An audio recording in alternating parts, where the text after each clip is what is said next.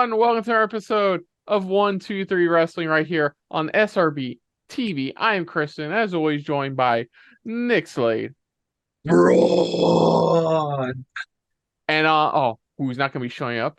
And we are giving our predictions for Survivor Series 2023, otherwise known as WarGames. Yeah, I don't like the subtitle thing. Like when we did was it Extreme Rules a couple years back, and what was it called? The horror show at The Extreme Extreme Rules. Rules. I'm like, no.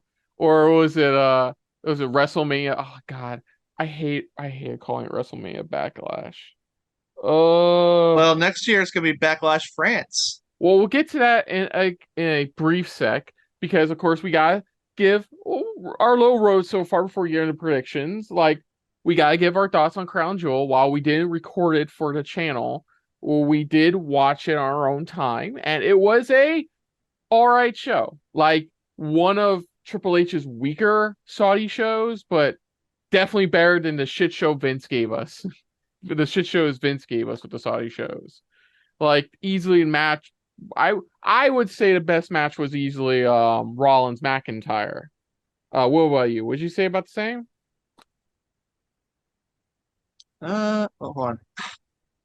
I'm trying to pull it up. Yeah, Rollins McIntyre was really good. I also like Logan Paul, Rey Mysterio, Hell yeah. Hell yeah. Yeah, and no, it was. seeing Cena getting Samoa's spike like 15 times. That was something. Yeah, We haven't seen him since. thank God. Well, because the actor strike is SAG-AFTRA strike's officially over now, so he's back at work. Well, sorry, he's back at his other job. Aw, But yeah. But that means things to Hollywood's making note, that, because that means Hollywood's gonna make movies again. things to note from Crown Jewel. Let's see. Kairi Sane is back, who for 3 seconds or for 5 seconds we confused as Dakota Kai.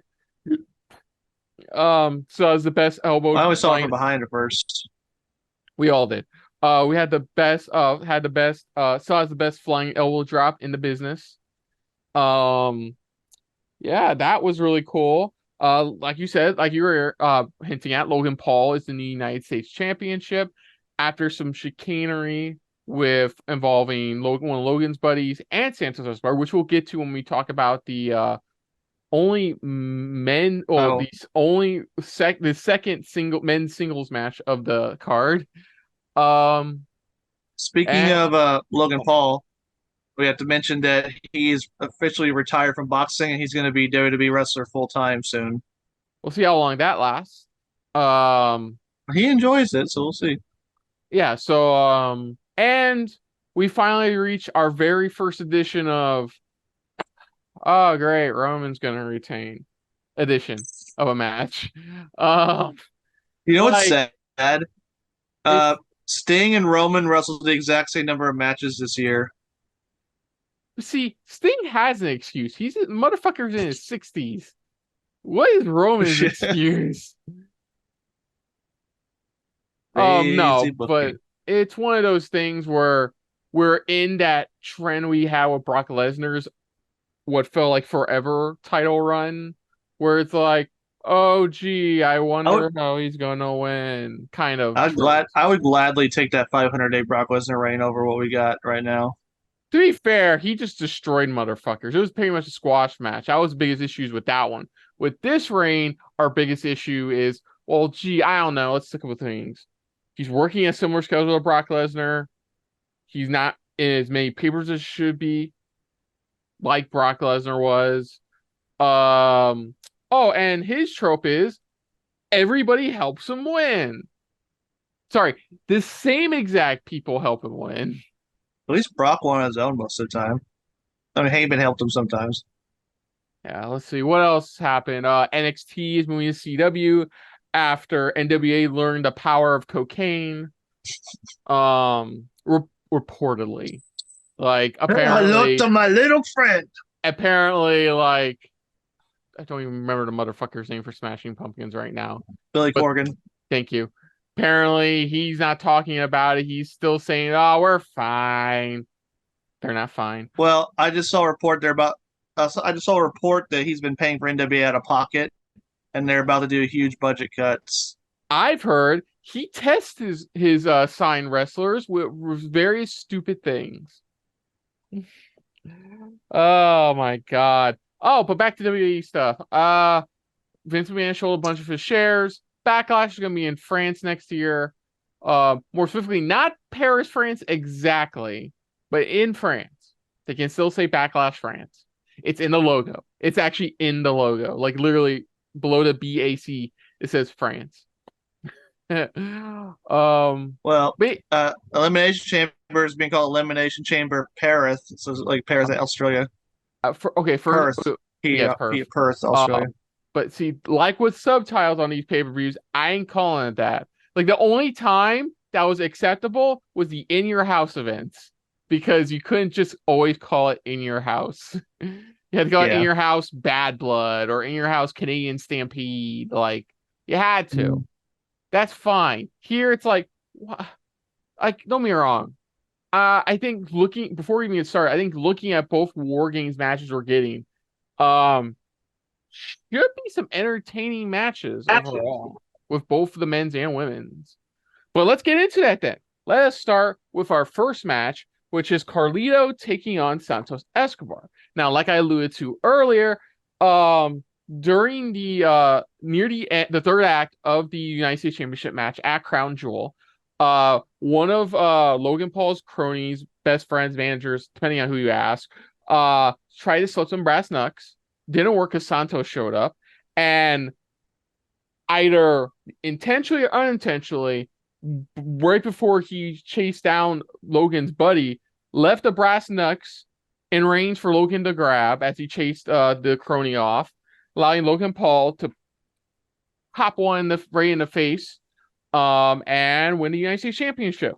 The following Friday on SmackDown, Carlito, it happened recently, thank God. So Carlito comes out and accuses Santos Escobar about being jealous of like Ray, like not helping him, helping him. Basically pointing the finger like you helped Logan Paul win the United States Championship. Of course, Santos denies this. He says, why would he do that to somebody he loves? Blah, blah, blah. Then after a match with what was it? It was Carlito against, I think, one of the Street Profits. Santos came out, sat there on the ring apron, wasn't going to do anything. And then Ray comes out with a steel chair, chase off Lashley and the Street Profits. And, Ray's telling Santos, what are you doing? Like, blah, blah, friends, family, Vin Diesel tropes. And then Santos snaps and attacks both Ray and Carlito with him attacking Ray the most, which was very well done. Because the other reason for this attack is because they have to write off Ray for I believe leg surgery or knee surgery. I know it's the leg area he had to get surgery for, but that's how I wrote him off. They attacked his left knee. I don't know if that's the actual injury. Yeah. Then the following week on SmackDown, Santos, I don't remember what he said, but Santos talks mad trash about Rey Mysterio. Then Zelina comes out. Then the other was it Cruz del Toro and Joaquin. Damn it, I was going to try a guess on my own. Cruz del Toro and Joaquin Wilde show up. He tries to convince him to join him back up to, restart what was their stable name again? Legado del Fantasma. Thank you. But they turn him down. He attacks them. Then Carlito has brawl with Santos, and that's what's led to this match. Whew. I actually remembered all of that. Yay me. High five. I mean, Carlito, let's be honest, Carlito looks fucking jacked compared to his original run with WWE. Like, he looks jacked. But, he spits in the face of people who don't lift. Also, his entrance theme now sucks. Apparently, he was... his original was great. Apparently, he was told they were going to change it, and he only made a couple small suggestions, and that's where we're at now with his team. No, I'm gonna give this to Santos. We are obviously building him up back up again as a single star and a full on heel again. So like a win over Carlito wouldn't hurt Carlito at all. Like I suppose Santos could probably cheat the win as well. And Corey, we have to still build up Santos for a little bit until Ray comes back so they can have their feud eventually, whenever that is. I don't know the extent of Rey Mysterio's recovery post surgery. So yeah, I'm gonna give it to Santos Um, on that one. yeah, I'm also gonna give it to Santos. I think Ray's only gonna be out for a few months. Hmm. So honestly, he might be back. They could probably do Santos here. I think he'll be back by then. Yeah. So you just got to build up Santos in the meantime. Yeah. Good point. See, And say okay. Oh, and actually, no, he'll be back what's sooner than that. oh, okay. Uh, it says Rey Mysterio will only be out actually for 6 weeks. Only extra 6 weeks. So okay, they'll have a match at Royal Rumble. So that should be a fun Yeah. one. 6 weeks, okay. Yeah, Okay. that'll be fine. So next up, for the Women's World Championship, we gotta be specific nowadays. Rhea Ripley defends against Zoe Stark. Now, of course, the rivalry between Zoe, Rhea, and a couple other female superstars have been happening for a while. But recently, a couple weeks ago, on an episode of Raw, they had a big number one contenders over the top battle royal, which Zoe Stark managed to win. Since then, she's been making sure Rhea stays focused on their match instead of Rhea being more concerned with the men's WarGames match. And that's where we're basically at now. That's really it. I mean, I'm happy for Zoe Stark getting this opportunity, to show her stuff in a singles match against Rhea, like one of the bigger female stars WWE has right now. But it's obviously Rhea winning, right? Like we are Yeah. building towards. This Oh, go on. this is my issue. This match is too obvious that Ripley's going to win. Like Stark couldn't beat Ripley when in a multi-person match that Ripley had against Oz. I'm supposed to believe she could beat her one-on-one now. Hmm. I don't know. It's just the problem is Ripley's ran through everybody, so honestly, there's not many people left she can face. Like honestly, Becky Lynch is probably the only legitimate competition she has left. Yeah, but I think they're saving Becky for either Rumble or WrestleMania next year. Because they keep on sprinkling it once in a while. Like Rhea takes a jab at Becky, Becky takes a jab at Rhea. Like they're just slowly trying it along. Like what they were doing with Cody now. Where like on SmackDown recently, he was talking with we find out later, he was talking with Nick Aldis about getting another ally for his War Games match, and then he came out to help LA Knight because he was being attacked by the Bloodline. So like Yeah. they've been slowly Um. sprinkling that out. So I think we're gonna start seeing some stuff bloom around Royal Rumble season. So like, uh, but yeah, I Yeah. I reiterate. can see. I can see. Okay. Hmm. I think Becky being a favorite to win the women's rumble. She'll be the first two-time women's rumble winner. Yeah, it's difficult. Like with the men, I guess. Quick aside, like with the men's Royal Rumble, I definitely have it between at least two different people to win. But for the women's, Yeah. I definitely would lean more towards somebody like Becky Lynch. But yeah, we both agree. Yeah, Rhea to retain here. Next up, speaking of obvious winners, we have Walter defending his Intercontinental Championship against The Miz. So as of You're never gonna call him Gunther, are you? never. Um, so as of recently, Walter's been going through all the competitors have been thrown his way. This one comes from a few weeks ago during a Miz TV segment where he had Walter on, and like Walter talked down to Miz. Miz didn't like that. They has brawl, and yeah, they're basically as of right now, Miz is a babyface again. He won a Fatal Four Way number one contenders match a couple weeks ago, Which and now apparently they botched. okay, so here's the story. Basically, earlier in the match, Ricochet conked his head, and then it was on autopilot the rest of the time, not realize he's been concussed. So like when they both did the simultaneous thing where it was supposed to be like a draw for a pinfall, Ricochet. Oh, best way to put it. Remember when Shane got hit with that spear during that Survivor Series match and got conked and kicked out Roman's spear, Yeah. like unintentionally? That's basically what happened with Ricochet. Like it was auto reflex. So basically that's why the ref awkwardly had to still count to 3. But yeah, Miz was always meant to win the match. No, no. Eventually. What was supposed to happen was it was supposed to be a draw. Then the next week it was supposed to be a number 1 contenders match between Ivar and the Miz, and Miz was supposed to win that and lead to the Survivor Series. We got to where we were supposed to go. Also, the promo we got this past Monday on Raw between Miz and Walter was really well done. Like Walter is just fucking amazing at like just being an amazing heel. And like in general. Yeah. And like the Miz is like can still cut a pretty good promo too. So like it's worth a glance, that promo segment, if you ever get a chance. It's worth it. Like plus Miz takes Walter to Kick City in that segment. Yeah, Walter matches are good. I know they're good. There's never been a match where I've gone, I completely hated this shit. Walter has always managed to make all of his title defenses so far highly enjoyable. Just by him being absolutely amazing as a fucking heel. Like a dominant professional wrestler.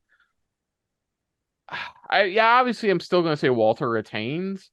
Because like there's speculation. There's no rumors or reports. There's speculation that on a Christmas edition of Raw, they may let Chad Gable finally beat Walter for the Intercontinental title, like a feel good holiday moment instead of Family's Home Happy or something. That would be nice. That's speculation. It's not reported on or like, or rumor. It's just speculation amongst fans. But yeah, I mean, that would be nice. It would be nice, but if we're gonna get there, Walter has to retain here, so I'm gonna have to say Walter retains here. Miz gets his ass kicked. What do you think? Yeah,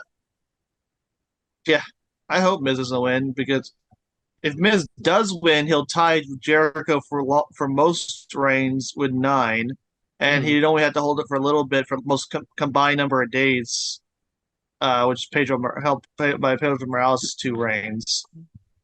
So I hope Gunther retains. I'd rather him lose to somebody like Chad Gable rather than the Miz. He doesn't really need it. No, he's too busy causing a divide amongst his own fucking stable. Why do we have to have a friction between members of Imperium? Seriously, you're just getting the tag division off its feet.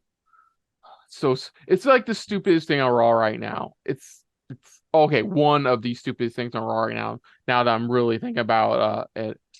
Yeah. So in our first WarGames match, we have the 8-woman WarGames match as the team of Bianca Belair, Charlotte Flair, Shotzi, and hey, you don't belong here on SmackDown. Becky Lynch take on Damage Control, which now comprises not just of Bayley, Io Sky, but Asuka and Kairi Sane.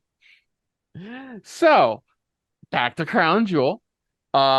Thanks to some interference by Kairi Sane, Io was able to retain, with Bayley a bit surprised, taking it back because she's been trying to be very buddy with the current women's champion. Makes sense. So we find out on that following SmackDown that Kairi's officially joined Damage Control. Well, Damage Control. With Bayley hesitant at first, but excited. You can tell she's kind of scared she may be getting the boot. Like you could definitely get that vibe from SmackDown. But especially what happened later that night. Yes, because Bianca, Charlotte, and Bianca, Charlotte, and Asuka have a match against Damage Control. Have a tag match, and just when things look like dire for the faces, Asuka turns on the group. Damage Control wins, and Asuka joins Damage Control. Then the next week on SmackDown, the faces are trying to find a fourth member.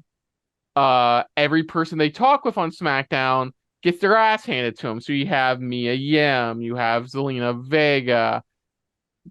Think there was one more there, but considering how small the women's division is, eventually, Charlotte has to call a favor, and we find later tonight that favor is her old best buddy Becky Lynch. Now, just ignore that weird title exchange that happened a couple years ago. They're the best of friends again. Jesus Christ, I hate Charlotte Flair right You're now. a face. I'm a face. So yeah, it is official for WarGames. It's an 8-woman it's an 8-woman WarGames match. You know what's funny? I was thinking about this. I don't remember last year's WarGames match. Could you look that up for me? The women's WarGames match from last year. For the women, Yeah. I don't remember it off the top of, I honestly don't remember off the top of my head. Like I remember what the men's was last year because they wouldn't stop promoting the shit out of the men's WarGames match last year. it was Team Belair, which was Bianca Belair, Alexa Bliss, Asuka, Mia Yim, and Becky Lynch against Team Damage Control, which was Bayley, Dakota Kai, Io Sky, Nikki Cross, and Rhea Ripley. Oh yeah, that's right. This is when Nikki Cross wasn't a mute psychopathic chick. Um, hmm. You know what's fine? I don't remember that match. I honestly don't. I'm trying to think. I think. Oh, I know. I remember the match because it had like one small botch on Io's part. That's the one part of the match I kind of do remember. Then Becky. Oh no, Becky didn't pick up to win that one. She's not even in the match. Somebody picked. I know I think the Faces won last year. Did the Well, Faces win Becky last? was on Team Belair. Okay, so yeah, I think Becky picked up the win for her team. No, yeah, she was coming back from her injury at that year's SummerSlam, wasn't she? Yeah, she was. She was coming back from injury because she fucked something up after her SummerSlam match with Bianca. And then that's where Damage Control debuted. Um yeah, okay, got that out of the way. So with that being said, I feel like the story is more in the favor of Damage Control right now. With Mhm. Bayley be hesitant, she may be getting the edge boot, as it were. Like with Yeah, Judgment I Day. mean, the three Japanese members were all an alliance at one time. I think they were called the Lotus Triad. Is that what they were called? Yeah, there was talk that they were trying to get not Soraya, the Sun Goddess chick, from the one who had the Sailor Moon gimmick before she left NXT. I forgot what her name was. Because I keep on thinking Soraya, but that's like no, that's Paige. I know it started with an S. You mean Sarai? Sarai. Sarai? Was that it? The Sun Goddess chick? I don't I think remember. so. Was that the one who always kept asking Regal for a match and then did nothing with her? Okay, yeah, that's the one. Yeah, the apparently there was talk they were trying to get her back, Sea but Dog. she turned them down. Um, there's talk that they want to get Julia from Stardom, but her contract doesn't even end till March of Oh next yeah. year. Um, If by the way, Triple H Julia is is. Oh, serious about bringing in some Joshi wrestlers to bring out the women's division, I'm all for it. Maybe like how AEW started out with the women's division for the pandemic messed that up. but the thing is, I think he's only doing it to help create another fucking state. Look, I have a pet peeve with Triple H's stables right now. Like, there seems to be a lot of them. Like, I feel like I'm in fucking New Japan. Like, Or AEW. no, New Japan actually stays rowing with the stables they got. AEW just makes you Uh, want to go, you never heard of the Nightmare Collective. Woo! uh, I mean, it's kind of like the Attitude Era. The Attitude Era was full of stables. Yeah, If but you I don't think know. back about it, But the match itself, sorry. I'm gonna go with Damage Control. I feel the story is more there with that group, considering like they're still trying to Mhm. like mesh well together because Bailey's still hesitant about, well, fearful that it looks like she may be being booted out of the group she helped create. Like, I can see it going that way, It- or I can see something happening to where Damage Control loses and it's more or less Bailey's fault, you know? So like, but for now, I'm gonna go with Damage Control. I feel like you can string this stable along for a little while longer, help strengthen it. Plus, I love me some Kairi Sane. If she does the insane elbow off the top of the cage, I think it's gonna be like my moment of the night. If she does the insane elbow from the I'm top of the, glad Kairi Sane's back. oh, I'm so happy. Best I know she's flying. doing a heel thing right now.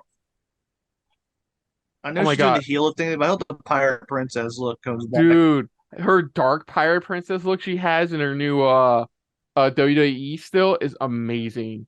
Like this dark pirate princess gimmick. Oh my God.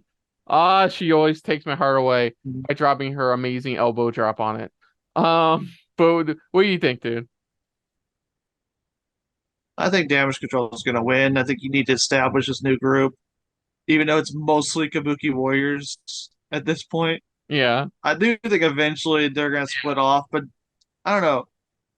Do they kick out Bailey or do they just all team up together and leave Bailey and Dakota Kai behind, just reform the Kabuki Warriors? Well, it looks like they don't have a problem with Dakota Kai. It kind of feels like they're hinting that the problem may be Bailey. Because don't forget, I forgot to bring this up. Don't forget, Bailey has come close a couple times to costing EO unintentionally and maybe intentionally unintentionally costing EO her championship. So like Yeah, something there. So like I said, I think Dakota Kai is fine. I think they're going to keep the Damage Control name. Like that's fine. Turtle. It's We'll see. it's Uh, just the way we'll see. they abbreviate it. But yeah, I'm gonna go with Damage Control winning. You remember what I told you was funny about EO? Was it It Kyrie is coming back dumb. to save Kyrie coming back to save EO? It's funny how like they wanted initially the original wanted EO, or was it EO Shirai, but instead they got her best friend Kyrie, and then now look at it, they got them together as besties now. Uh, good Mhm. times. I missed the Mae Young Classic.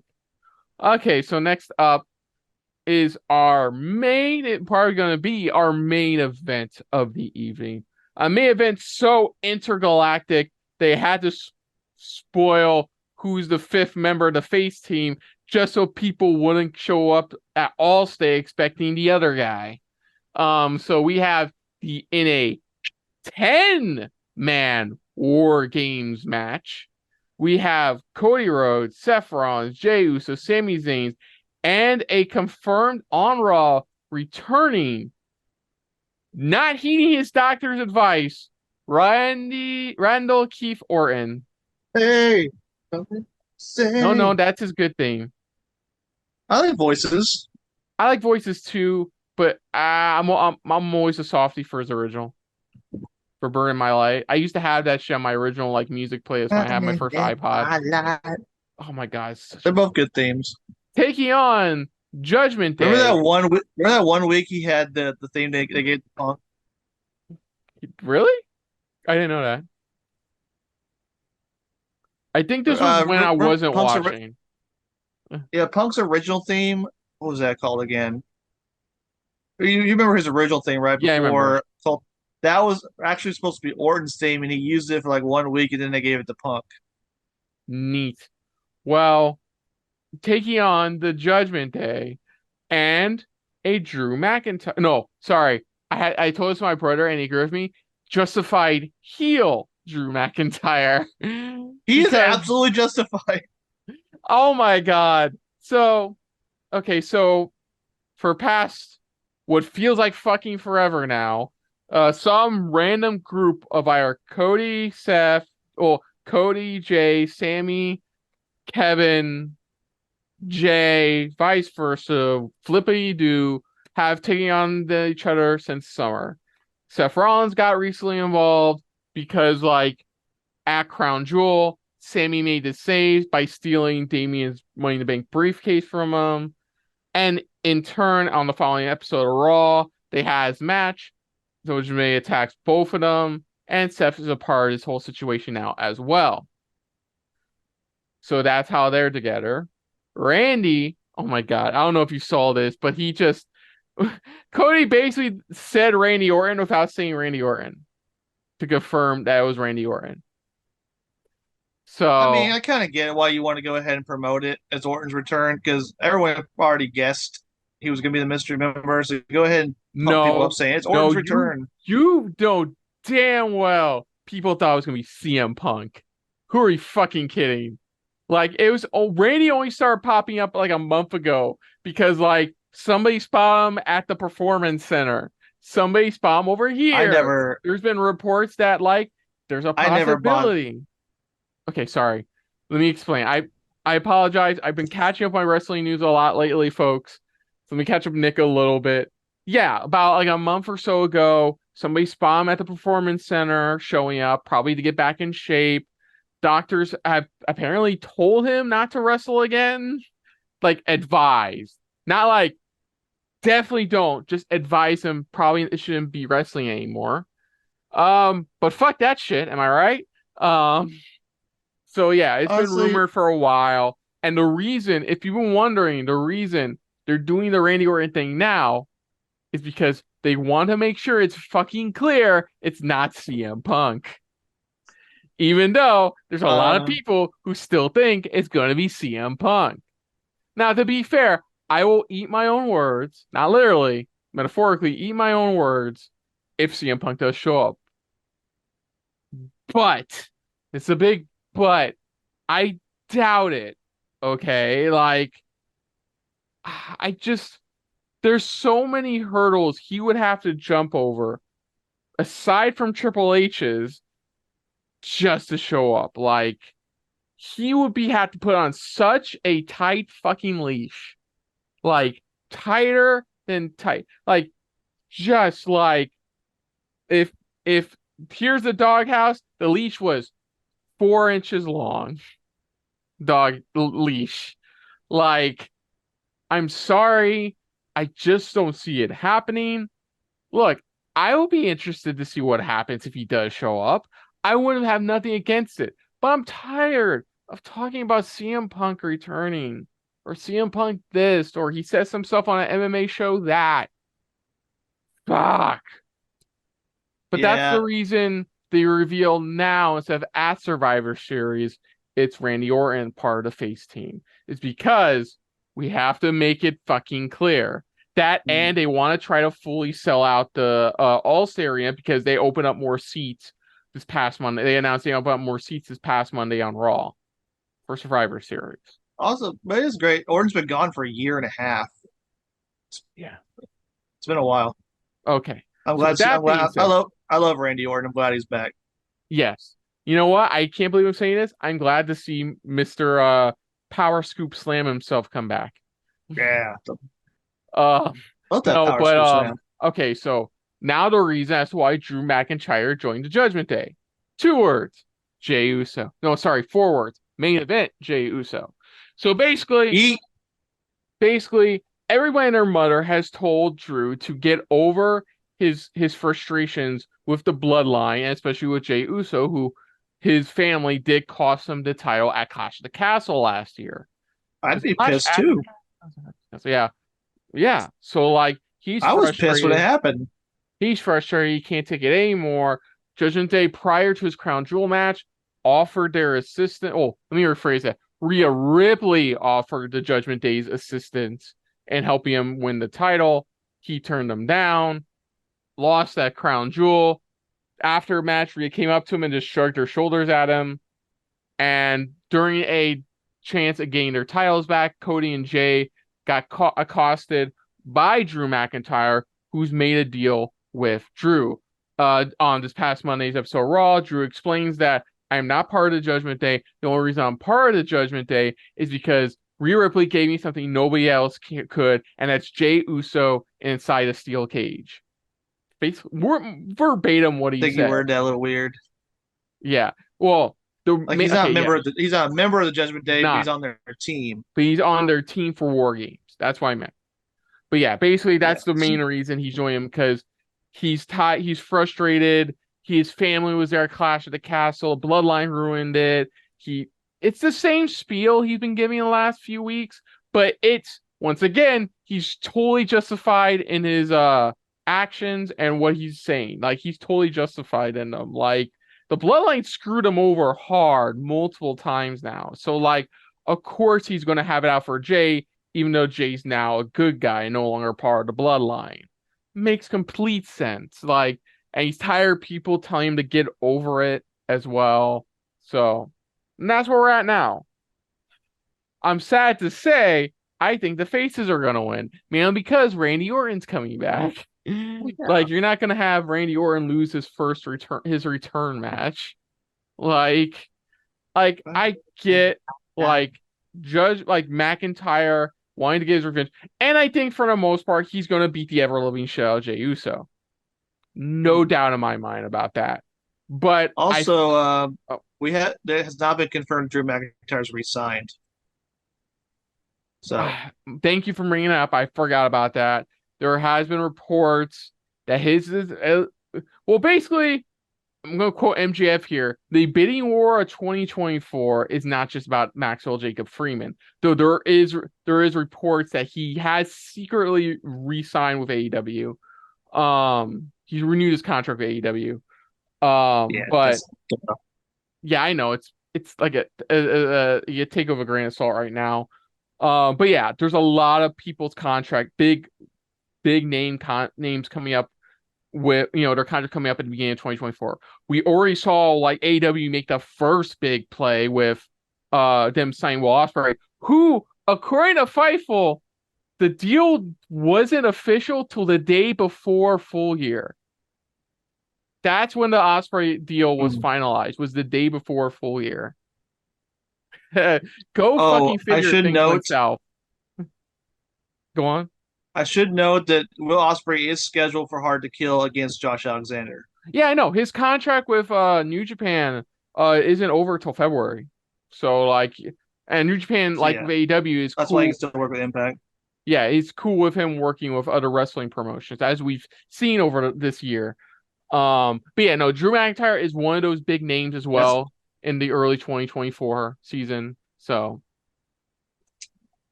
TNA. They're going to be playing some names too because they're with their relaunch. We'll see if they can get some. Actually, I'd like to see Dolph Ziggler in TNA. I think he could shine there. yeah, we'll see. But yeah, I'm gonna give it with the team face. I feel like it's Randy coming back. You got to keep Cody strong as well right now, because like I said, they're still sprinkling the seeds for Roman Cody 2 at Mania 40. So like, we got to start somewhere, and like, and I think also Seth Rollins is part of the face team, and he's the current world heavyweight champion.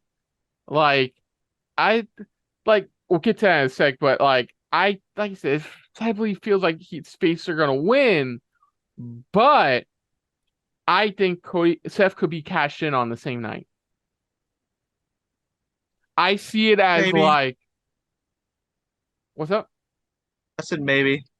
Yeah, I could see it to where like Judgment Day still attacks him after a bell, like kicks all the other faces out, locks the cage, and with a ref gets the briefcase in there, like Rhea tosses in the briefcase or something. He cashes in and wins the world heavyweight title at Survivor Series, something like that. It's a bit messy, bit messy around the edges, but maybe something like that. But that's not I think it's gonna happen after a match. For the match, I think team faces are gonna win. Yeah, like I said, it's hard to know who's going to be world heavyweight champion going into Mania season. Uh, I just don't know. I just don't see Priest as defending heel champion at Mania season. But we'll see. Stranger things have happened. I mean, I could see Sammy Priest I mean, for at God's sake, Mania 40. we live. Maybe. I I mean, gotta say, we live in a timeline where Jinder Mahal won the WWE title, so Anything's possible. anything's possible. Okay. So you agree, team face or okay. Yes. Okay. Sorry about that. I think we agree on every match. Well, because it's like, Yeah, look, sorry. I'm just having buffering issues for some reason, so no, I got it, man. I'm rolling with the hiccups. That's okay.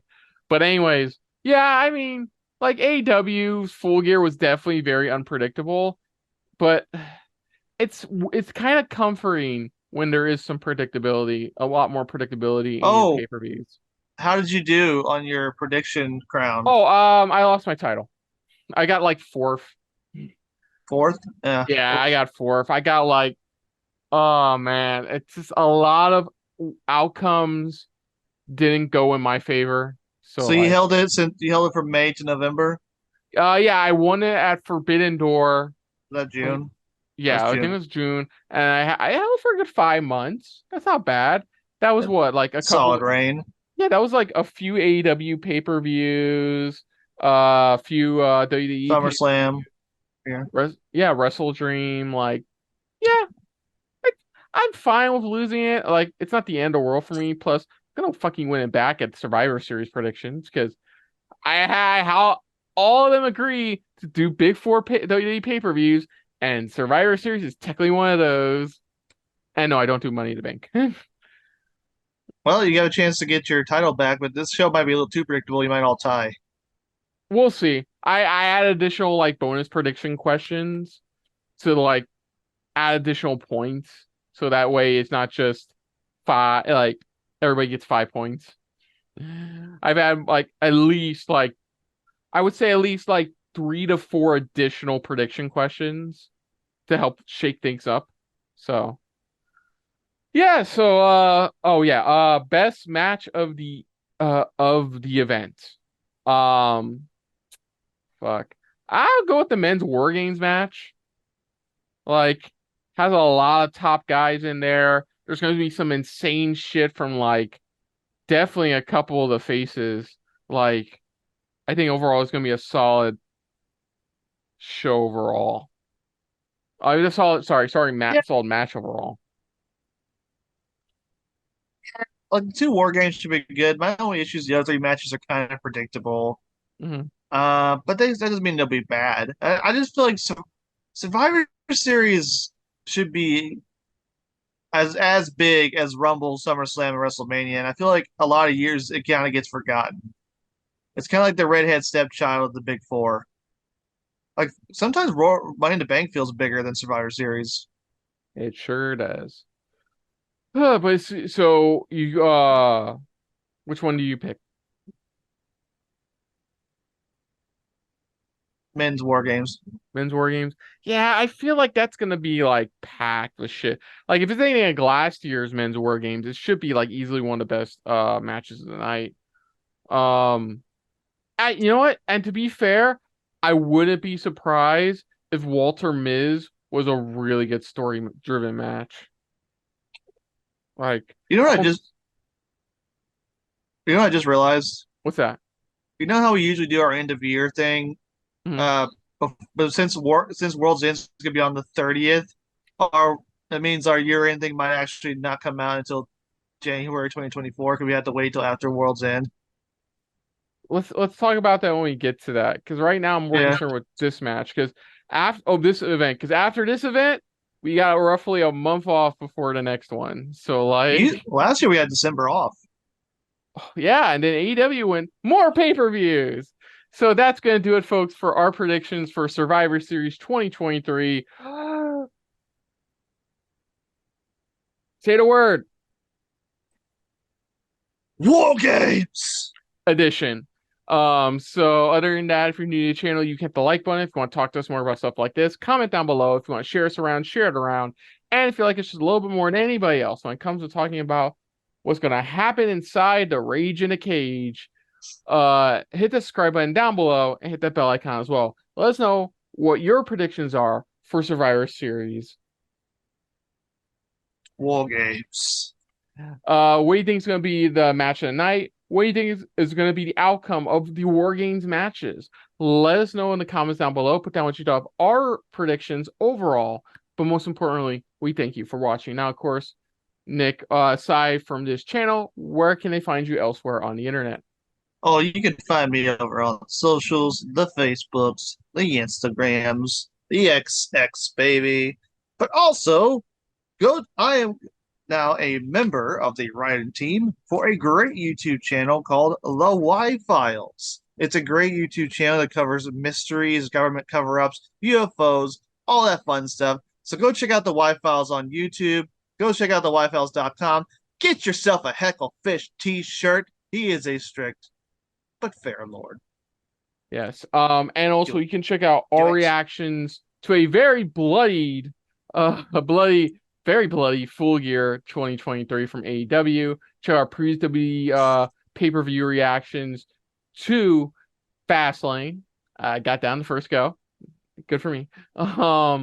So you check out that Fastlane, and of course Mo will be with us for our reactions to Survivor Series WarGames, which our reaction will be uploaded sometime next week. But until next time, though, I'm Kristen.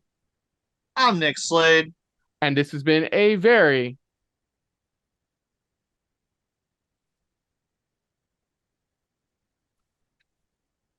WarGames filled episode of 123 Wrestling, and we will see you guys later.